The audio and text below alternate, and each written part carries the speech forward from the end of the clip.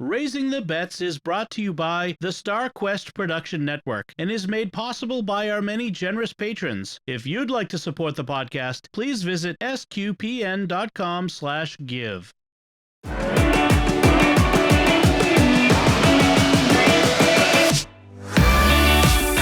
You're listening to Raising the Bets. We're a Catholic couple raising 5 kids outside of Boston.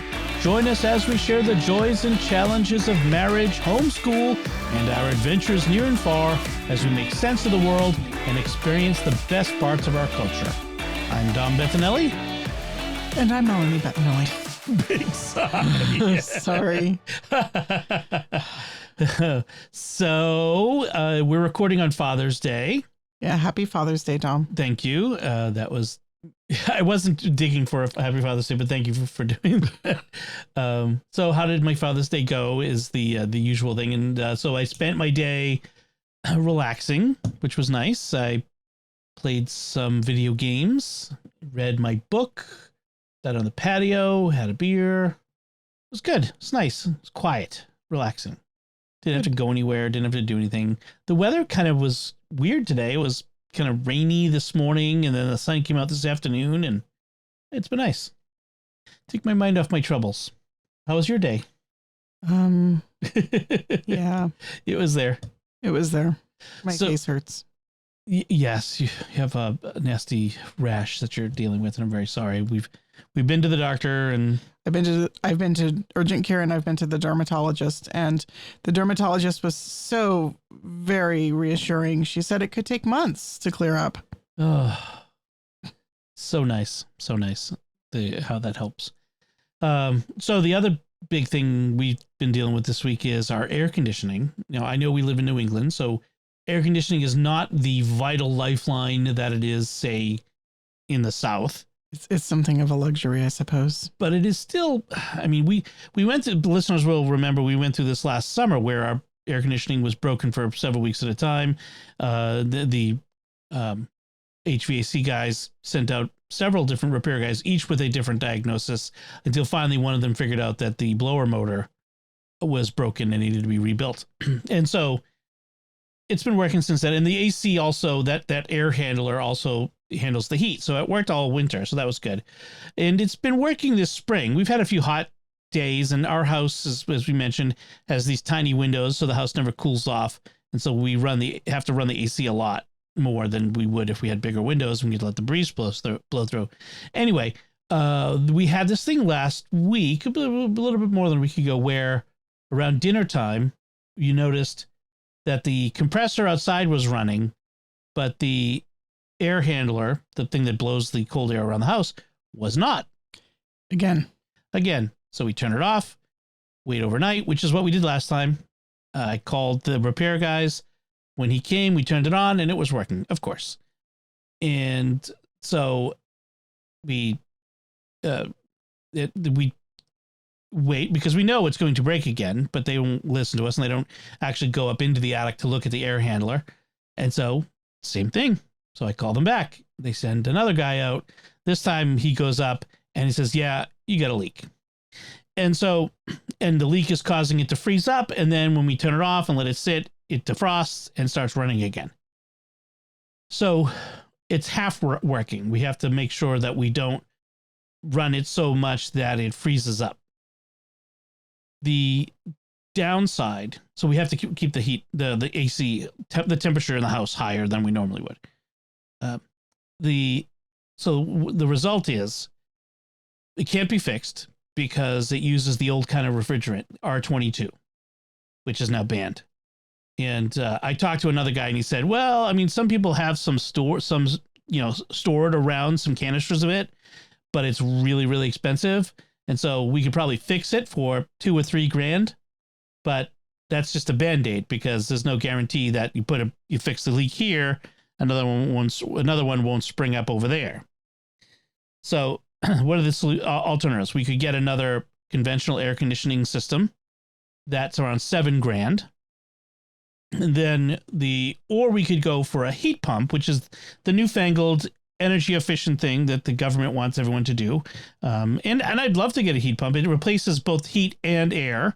And the downside is it can't heat. It doesn't provide heat below a certain temperature, which I think is like 0 or 10 below or something. They have to look at different systems have different lower limits.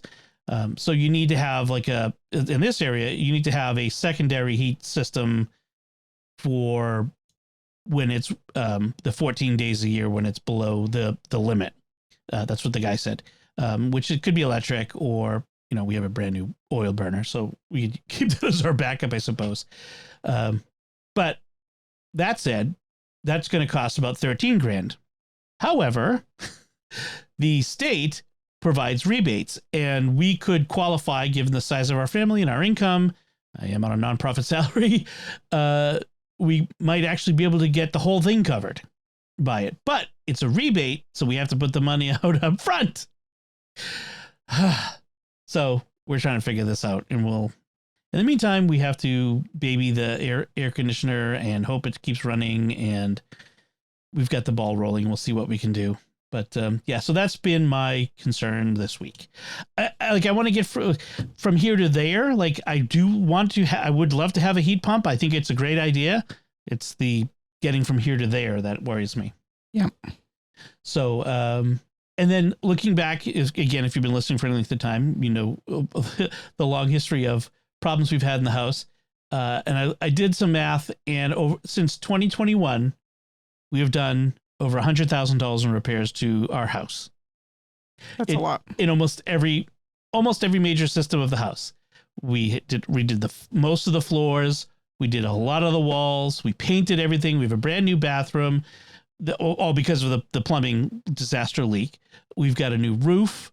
That's from when the solar panel installers put holes in the roof and made that leak. So the roof is all new. What am I missing? All the plumbing is brand new. The furnace that we replaced 6 years ago. It is like the foundation's the only thing we haven't replaced. Although we did have to jackhammer the foundation when they did the bathroom. So it's been home ownership. It's an adventure. A hole in the ground you pour money into. So that's how things have been going here. So say a prayer for us that we can get this fixed and move on to the next disaster. Oh, so let's move on from that happy subject and talk about things we've been cooking. And we had one new recipe I tried this week. This was a bit of I liked it. You liked it and I liked it. So this was I'd say a 10% meal. The kids, unfortunately, were not fans. So the recipe is a caramelized pork with orange and sage. This comes from Milk Street Kitchen, based on a recipe from a famed Argentine chef. And it's pork tenderloin, which is then you brown it in. Well, let me back up. You take the tenderloin, you make it thin and flat, about an inch thick, and you cut them into pieces, each tenderloin into 3 pieces. Then you cook it on one side in a skillet till it's golden brown. Then you flip it over, you transfer to a plate, flip it over, and then you take a mixture of turbinado sugar, which is that thick, big chunky crusty sugar, with orange zest and sage that has been all rubbed together to get the orange zest and sage flavor all distributed throughout the sugar. And you put this as a coating on each piece. You're kind of pressing it in and really, coating it. Then you put them back into the skillets with that coating side up, and you put it under the broiler for, it said 5 to 7 minutes. I had to do longer. I don't know why. Our broiler always takes longer. Yeah, our oven is just not as hot. And then what that does is caramelizes the sugars on top, so it kind of makes them a caramel, kind of like a creme brulee. Yeah, and cooks the meat the rest of the way through. And then you take them out, set them aside, and then you in the pans you add orange juice and more sage and cider. Well, you do that, and you boil it down in the pan to make a syrupy sauce. Then at the end you add some cider vinegar to kind of balance out the sweetness. and then you serve that over it. And I served it with rice. And like you said, I liked it. You liked it. The kids were all like, they did not like the sweet and meat flavor. Which is funny because they like some sweet. Well, as you pointed out, the bourbon chicken, which is a Chinese inspired recipe that we have, is very sweet, or sweet and sour pork is also sweet. The bourbon chicken is much sweeter than this pork was. Yeah. Yeah. So I don't know. I'm kind of disappointed because it was pretty good, but we'll probably never be able to make it again. So, yeah.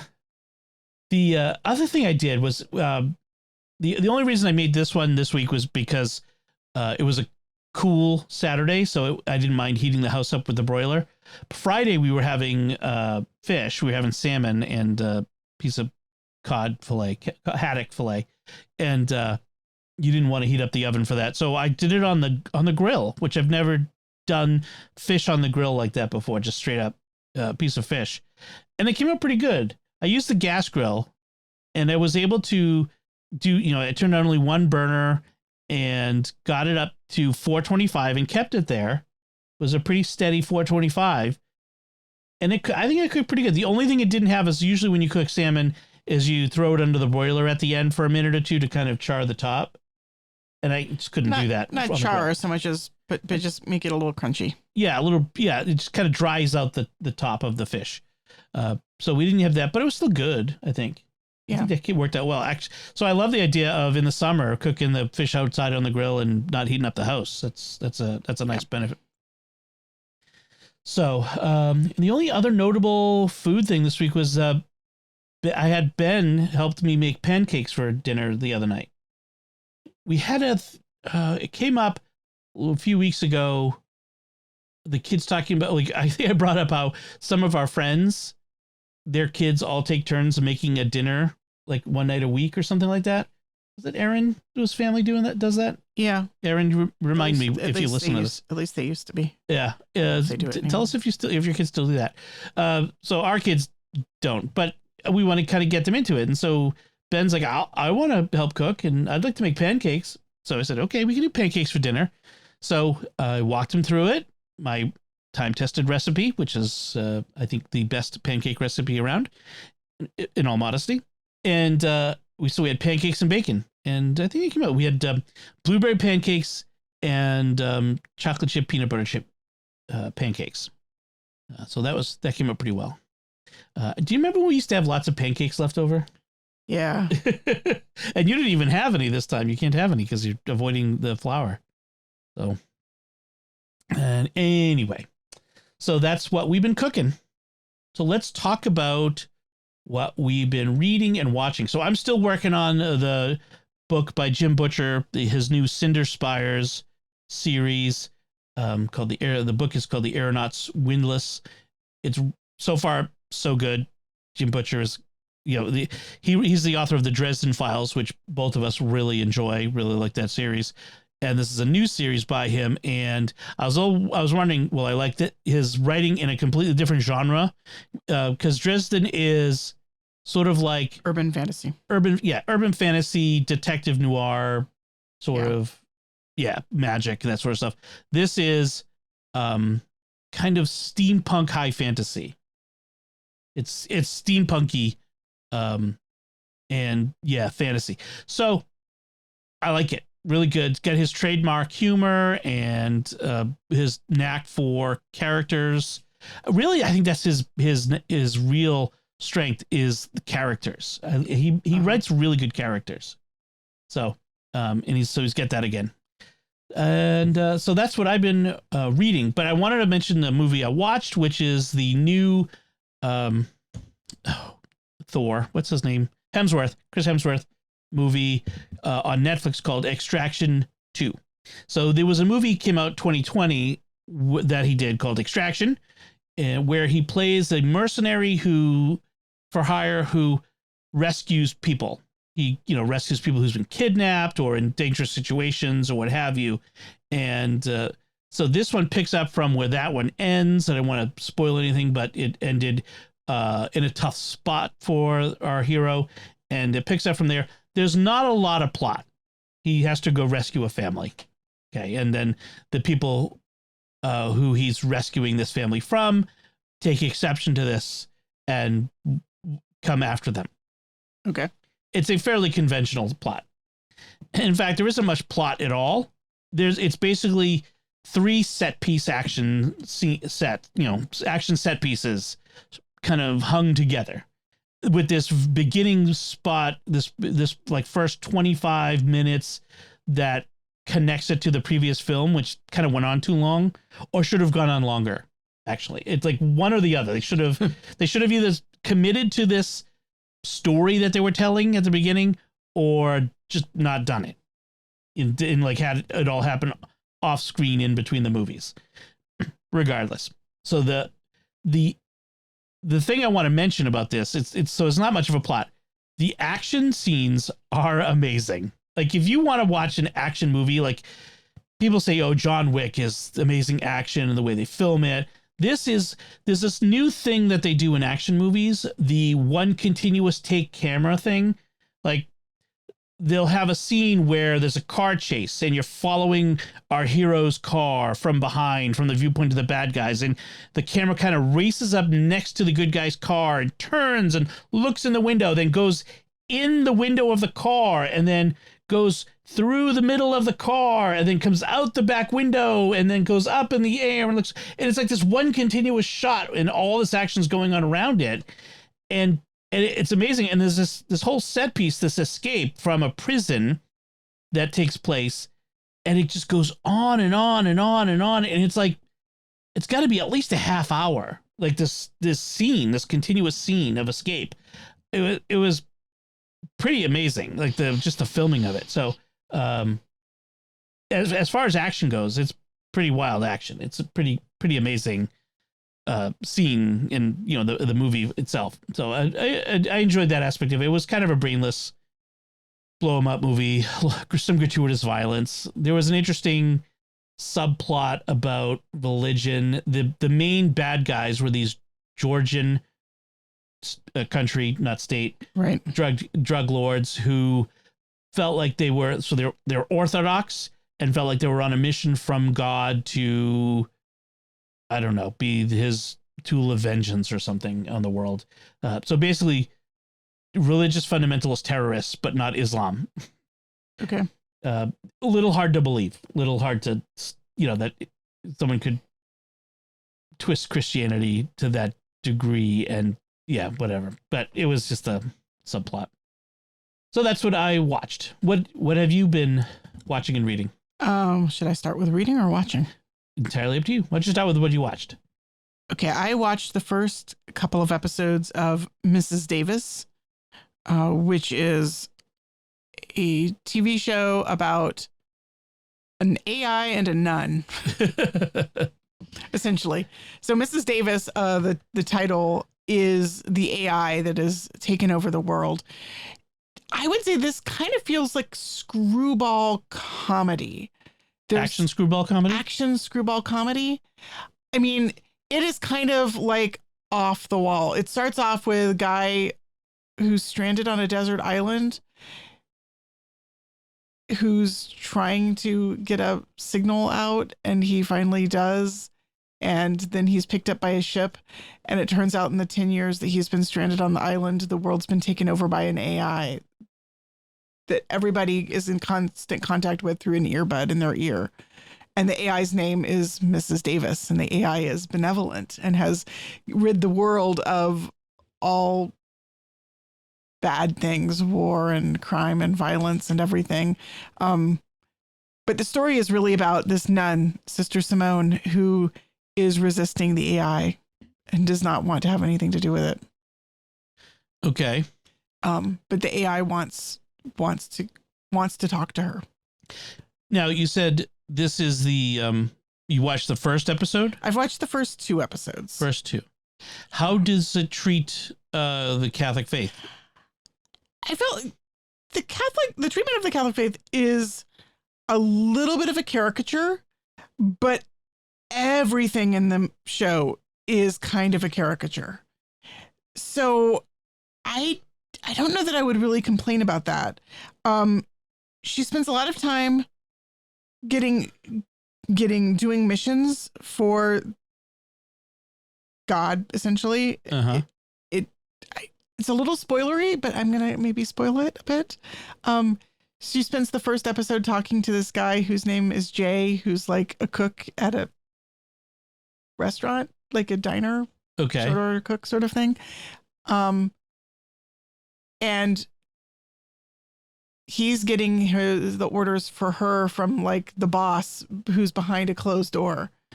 But then the second episode, it turns out, not surprisingly, except I actually didn't see it coming, that Jay is her husband. She's a nun. So, Which, like, ex-husband or no, like it's Jesus, Jay. She's just Jay? So okay. So when she's praying, she's visiting this imaginary diner and talking to the cook whose name is Jay. Oh, okay. So when she's praying, you don't know that until partway in. When she goes to this diner, she's praying, and it's this imaginary diner, and the short order cook is Jesus. Right. Which, it sounds really cheesy. It actually kind of worked for me. Like, that she has this really close personal relationship with Jesus, who she really sees as, he's my husband. Right. You know, he's my love.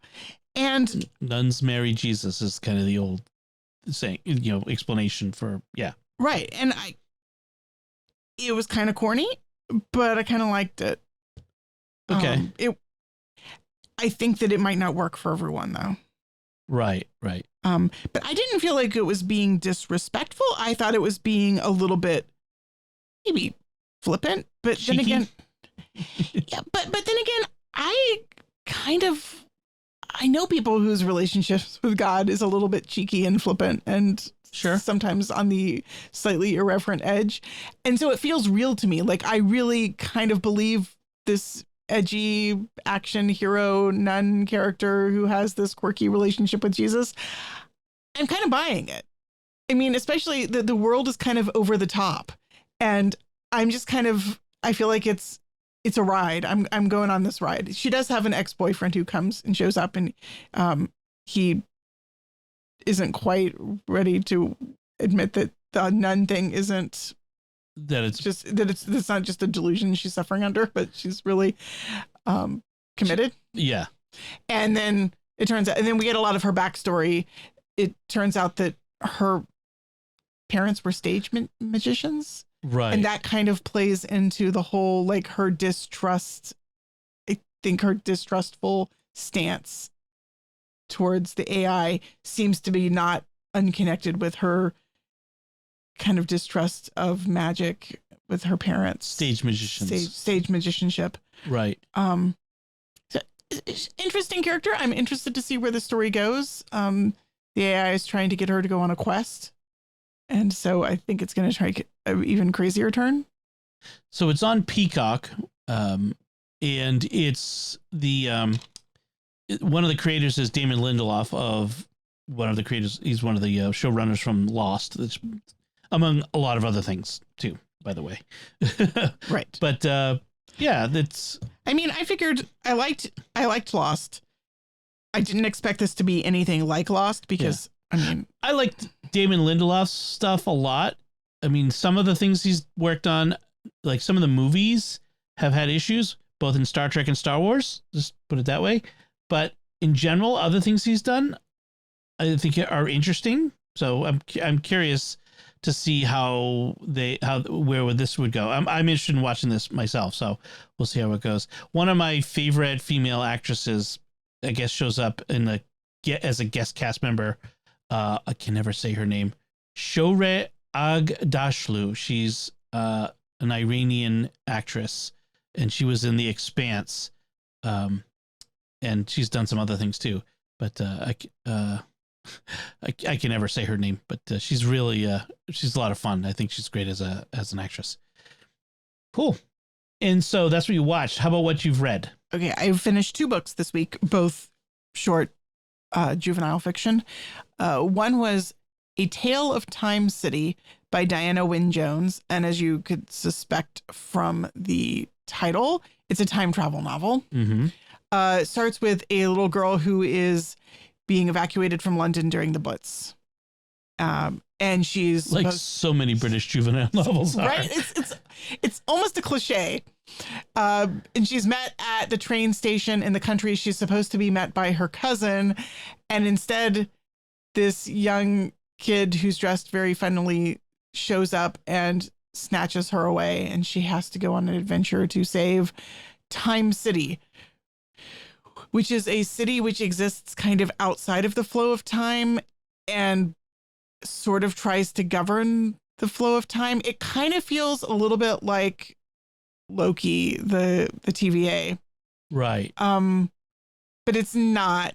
It's different. I mean, it's different. It's one of these where nobody wants, like, the kids have to save the world because if they tried to get the adults involved, the adults wouldn't believe them because they're kids. So everything is going to rest on their shoulders. Which is a plot that kind of drives me a little bit crazy. Right.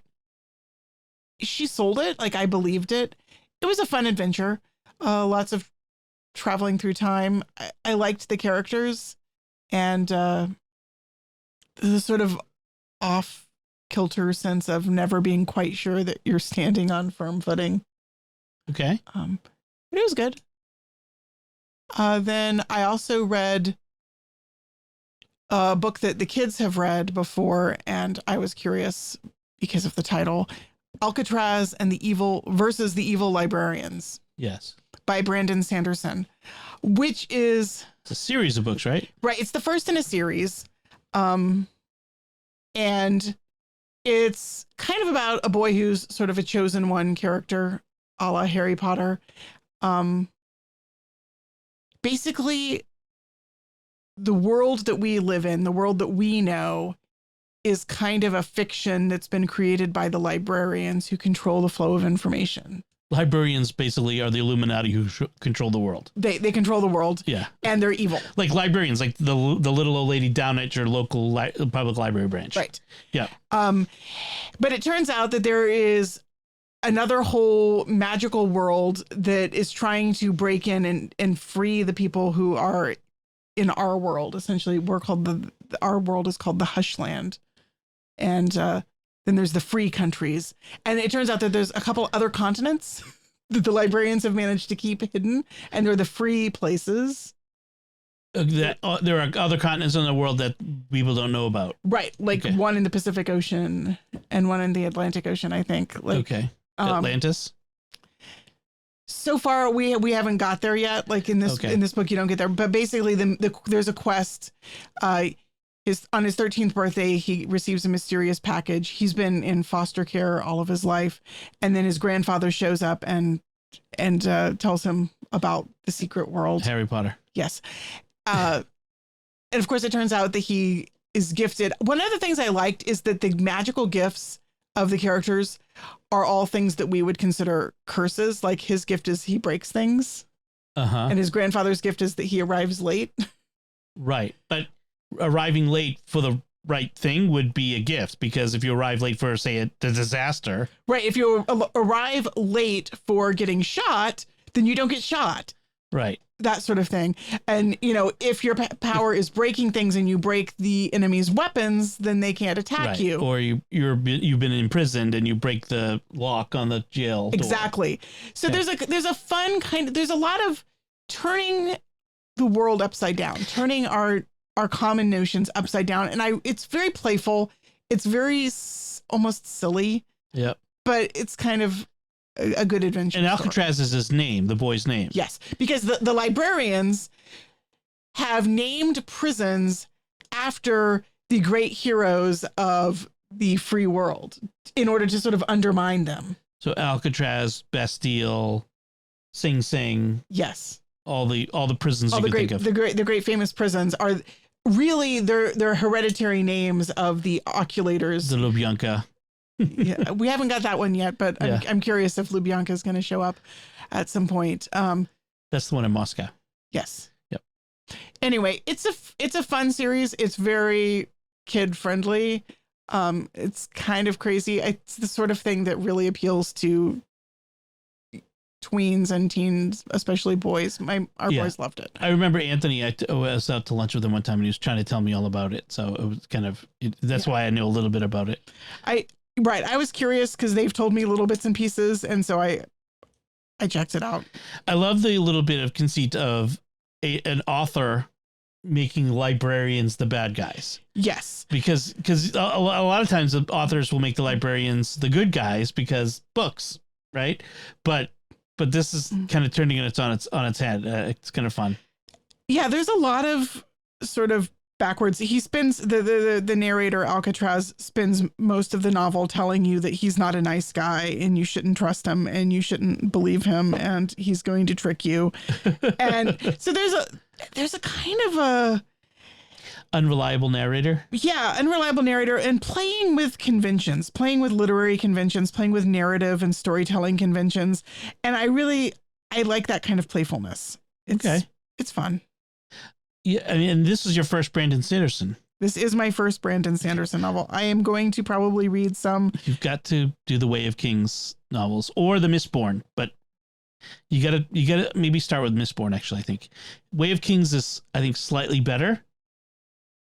So you should start with Mistborn and then read Way of Kings. Right. It's like he took what he learned from Way of Kings and improved it for, or what he learned from Mistborn and improved it for Way of Kings.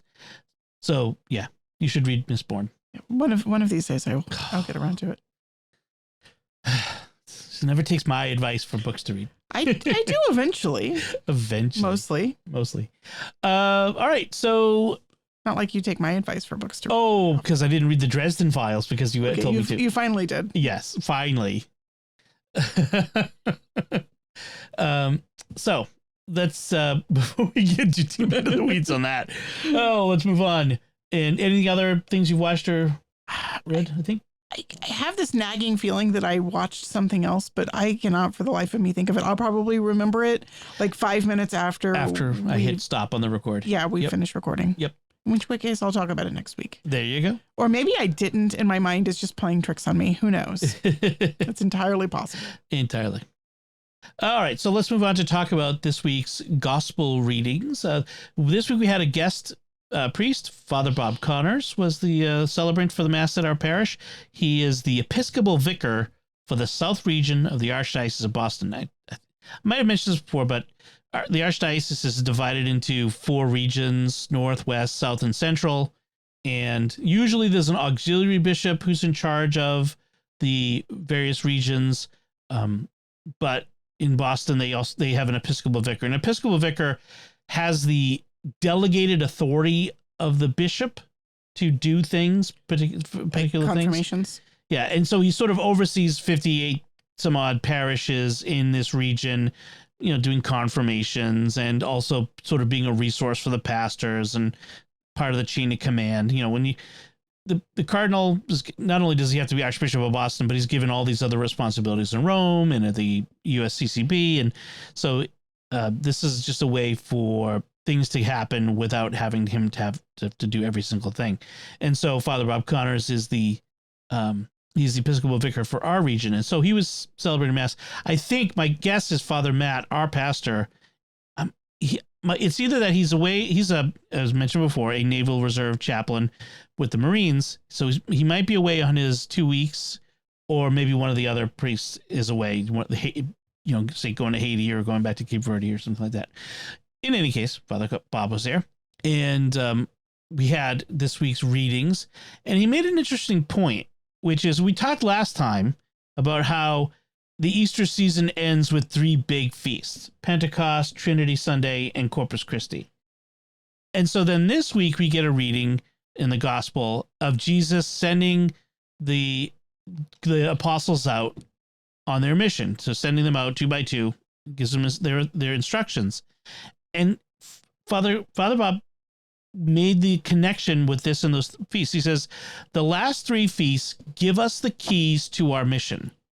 In the Pentecost, the Holy Spirit births the church. The Trinity is the central mystery of the church, and the body and blood of Christ are the proclamation of the body of Christ, which is the church. It's the animating principle, the lifeblood, literally, of the church. And so this week's readings show us how Jesus sends us out on our mission, and he picked 3 verses from the Old Testament, the first reading, the second reading, and the gospel. And so from Exodus, we have the line, hearken to my voice and keep my covenant. Therefore, if you hearken to my voice and keep my covenant, you will be my special possession. So we need to hearken to his voice. And then in Romans, St. Paul says, while we were yet still sinners, while we were still sinners, Christ died for us. God proves his love for us in that while we were still sinners, Christ died for us. And then in the gospel, Jesus's heart was moved to pity because they were like sheep without a shepherd. And Jesus, he tells us doesn't abandon his sheep.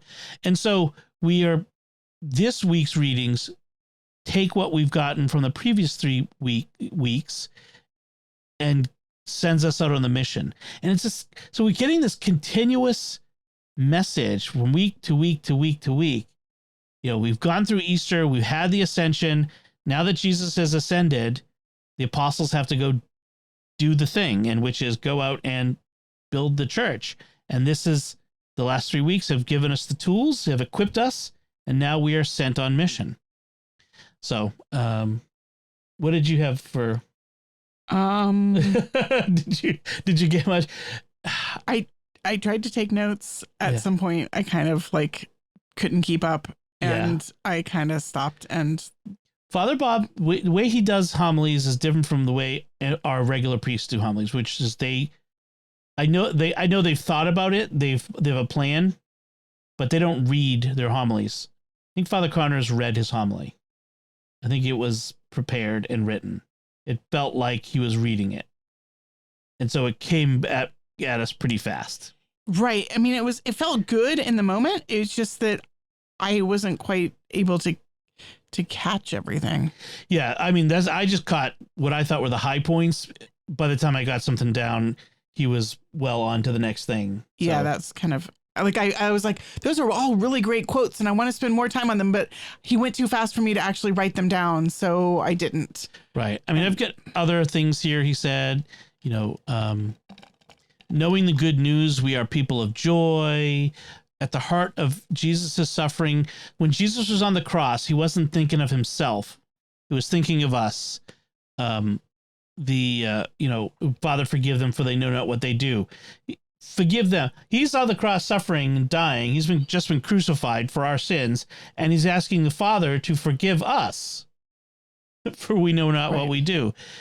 So at the heart of his suffering, he was thinking of us, how we will find true happiness when we work for the happiness of others. That's really what we're being called to do, is to go out and bring the joy of the gospel to others. You see, I got into a conversation when I got home. A friend of mine was asking about the epistle where, Christ died for us while we were yet sinners. And it talks about, I'm just getting the reading up for Melanie to read. So, indeed, only with difficulty does one die for a just person, though perhaps for a good person, one might even find courage to die. So she had a question what is the difference between a just person and a good person that Paul is trying to emphasize here? Well, okay, go ahead. Oh, you weren't asking. No. This is a rhetorical question. This is the question my friend asked me. Okay. I went and did some research on the Greek, of course, found interlinear translation. Yes. And I think that what Paul's doing here is there's not really a difference between good and just. They're synonyms. And it's kind of a biblical parallelism going on here, like that you see in the Psalms, where you say one thing and then you say it again in a slightly different way. So I think that really the contrast here is not between what difference between a good person and a just person, but it's really, we can almost imagine, but it would be really difficult for us to die for a person who is good or for a person who is just. But Jesus, on the other hand, dies for those of us who are sinners, who are unjust, who are unrepentant. And so I think the contrast here is not between what's the difference between a good person and a just person, but we can barely imagine it would be heroic for a human being to die for a good person, to die for the protection of the innocent, or to die because we want to give our lives for that good man. But Jesus is giving himself not for good people, but for sinners, for those who do not at all deserve his sacrifice. Right. With natural means, again, without the Holy Spirit, we could imagine possibly maybe dying for a good person, an innocent person. And, we might find the courage to die for that person. And that's what Paul is saying. But through supernatural means, Jesus dies for the worst people. Think of the worst possible person. We can always call up the Hitler or, Saddam Hussein or Osama bin Laden or whatever, what I mean? Just think of, or worse, just like the worst possible person. And Jesus still died for them. Right. And that's the thing. That's the astounding notion is Jesus died for those who are from our purely human eyes, least worthy. That's love. Loving someone who, from a human perspective, is unlovable. Right. That's what makes it divine love. And to sort of recognize that none of us, from God's perspective, deserves Jesus' death. We do not deserve it because we are a good person. No matter how good we are, no matter how good we strive, we were enemies. That's what Paul says. We were enemies of God in our sin. So Jesus isn't dying for the just man, for the good man. He's dying for the enemy. Right. You and me. Not just Hitler, not just Saddam. You and me, he died for because we were enemies. Right. In our sin. So I was glad that she asked that question, because it did make me go a little bit deeper and to really ponder, what is St. Paul saying here? And I appreciate also the crafting of the way he says it, because it is kind of difficult to unpack St. Paul a lot. And I did kind of have to go look at the Greek words and wrestle with it a bit. Right. And I also kind of cheated and looked at some commentaries, and I found some commentaries which were very helpful. Not cheating. That's using those resources you're supposed to use. So the whole verse there is, indeed, if while we were enemies, we were reconciled to God through the death of his son, how much more once reconciled we will be saved by his life. So while we were still enemies, we were reconciled to God through the death of his son. So on Good Friday, we were reconciled. Now, after that, we were reconciled. How much more, now that we're in that position, will we be saved by his life? Not only that, it's like, and there's more. It's like the old advertisements. Just wait, there's more. We also boast of God through our Lord Jesus Christ, through whom we have now received reconciliation. So we've received the reconciliation. We've been saved. We've been loved. Now we must boast of God. What is that? That's the mission. Go evangelize. Go tell the world about what Jesus has done for you. I love the way Paul uses boast there, because it's not really boasting in human terms. He says in other place, I don't boast of anything except the cross of Jesus. Like, to boast of the cross is such a weird, paradoxical thing, but it's beautiful, like how Paul really digs into those paradoxes and makes us really wrestle with them. Right. Yeah, the boastfulness is a negative, and yet he makes it a positive there. And then in the gospel, cure the sick. He sends the 12 out, and he says, don't go into pagan territory or enter a Samaritan town. It's interesting he does that. He's like, look, baby steps. Okay? I'm not sending you out into, soon enough, they will go out into pagan territory. They will go, Thomas, to India, and Paul, well, Paul isn't in this gospel, but Peter to Rome, and John to Ephesus, and James to Spain, and, they will all go out. into pagan territory. But for now, just stick to the house of Israel. Just stick to the places you know and tell them the kingdom of heaven is at hand, and then cure the sick, raise the dead, cleanse lepers, drive out demons. Can you imagine them doing this for the first time? It must have been just amazing. Like, they'd been watching Jesus do these miracles, curing sick people, but then to actually do it yourself, like without Jesus standing there, even like going out on your own and suddenly finding that you have the power to do that. I can't even imagine. See, I would think, other faith leaders of the sort, prophets or messiahs or saviors, would perform the miracles, but you'd expect them to kind of be jealous of their power. No one else gets the power to do all this. Right, like cult leaders who do. They're the ones. Jesus gives this out freely. No, go do this. Go on, you'll be fine. You don't need me to come with you. Just go. You'll be fine. Just stick together. Everyone get a partner. Stay together, and don't go outside the territory. Stay in your hometown. You'll stay in your yard. You'll be good. And he sends them out.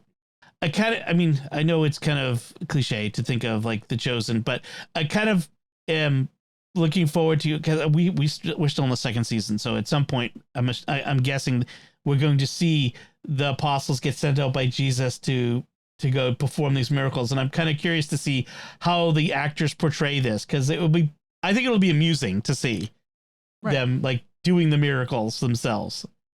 It's going to be pretty amazing. And you can imagine them getting out and going out and proclaiming the kingdom of heaven and seeing the reaction of people and healing and being the ones doing it is what kind of powered their ministry the rest of their lives after the ascension. It's pretty amazing, this internship that they get put on by Jesus. Frankly, to me, it sounds terrifying. Yeah, well, yes, you're the introvert. I imagine. Yeah, I mean, I would be like, you want me to do what now, Jesus? You want me to go? Can I just stay with you? No. You are apostles. You are sent. You're given a mission. And that's the thing. It's nice and easy, isn't it, to sit in the pew, come in every Sunday and...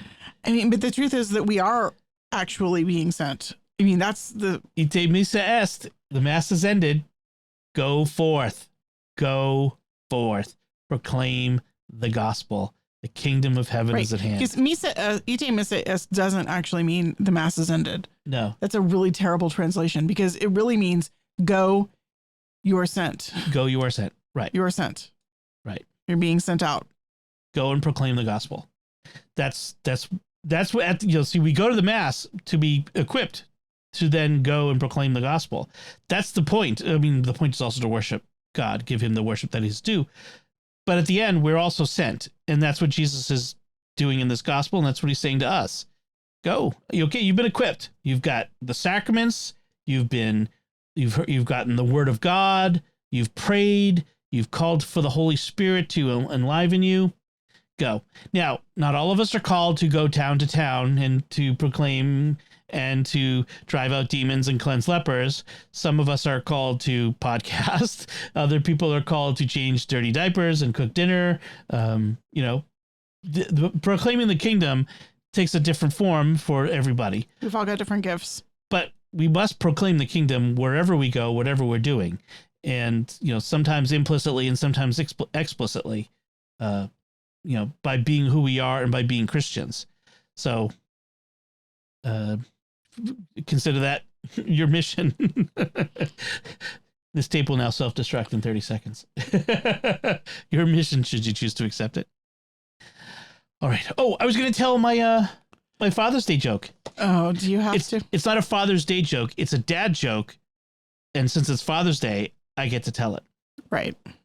Okay. So there's this church in Ireland, and these two guys are working in the church, renovating, and they're up on the scaffolding.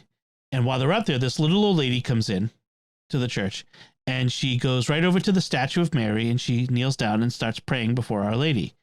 And one of the guys nudges the other one and says, watch this. I'm gonna have a little fun with her.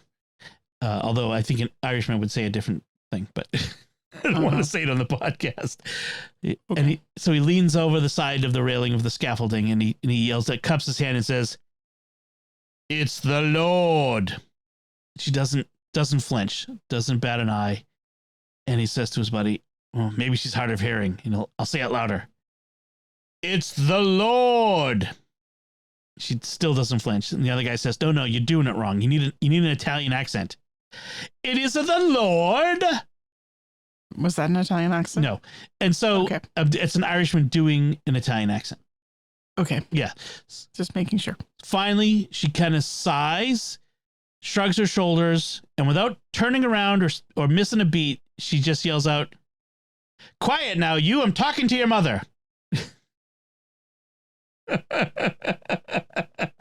Uh-huh. I like that one. That was a good one. So, Sophie liked it. She did. Sophie is my favorite. She laughs at my jokes. Bella has your sense of humor. Yeah. Well, that said, we should wrap things up, I guess. Okay. So let's do that. And as we do, I would like to take a moment to thank our patrons who make it possible for us to create Raising the Bets, including Masij B, John L, Paul L, James H, and Robert K. Their generous, tax-deductible donations at sqpn.com/give make it possible for us to continue raising the bets in all the shows at StarQuest.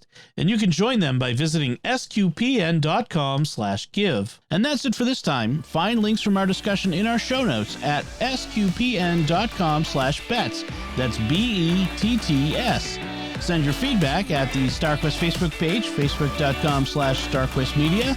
Send us an email at bets@sqpn.com or visit the StarQuest Discord community at sqpn.com/discord. Follow Raising the Bets in Apple Podcasts, Google Podcasts, Spotify, Stitcher, TuneIn, your favorite podcast app, or at the StarQuest YouTube channel, where you should also make sure to hit the bell to get notifications. Until next time, I'm Dom Bettinelli. And I'm Melanie Bettinelli. Thank you for listening to Raising the Bets on StarQuest. Here's another show on the StarQuest network you're sure to enjoy, The Secrets of Stargate. Find it wherever fine podcasts are found or at sqpn.com/Stargate.